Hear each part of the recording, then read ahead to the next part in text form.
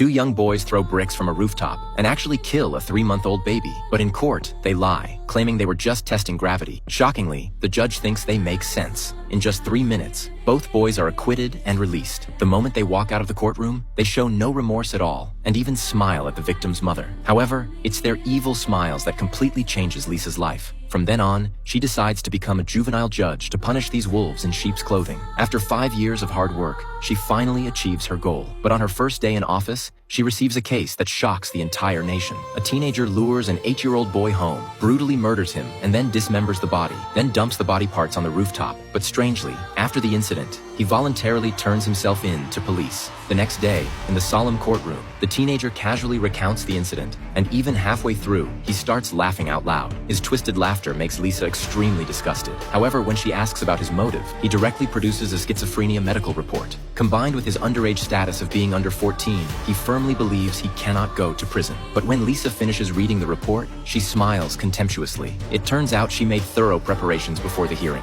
She discovers that mental patients have many symptoms. Some have paranoid delusions, some have auditory and visual hallucinations. But regardless of what symptoms they have, they all share one thing in common. That is, schizophrenia patients simply cannot concentrate. But to complete this series of criminal activities requires maintaining high focus at all times. This is absolutely impossible for a schizophrenia patient to accomplish. Obviously, the real perpetrator of this case is not him. More importantly, Lisa reviews the teenager's call records and discovers he talks very frequently with the girl. When the girl's photo appears before the teenager, he loses control completely. Soon, Lisa finds this girl. But facing Lisa's questions, the girl shows an innocent expression. She says she doesn't know the teenager at all, and the calls were just wrong numbers. But Lisa immediately detects loopholes in her words and reviews surveillance footage of the girl appearing at the scene. However, the girl still argues that it was just a coincidence. But no matter how the girl argues, Lisa feels she must first detain the girl according to law. But the next day, Lisa is accused by media of abusing her power on television news. Shockingly, her supervisor, in order to get promoted smoothly,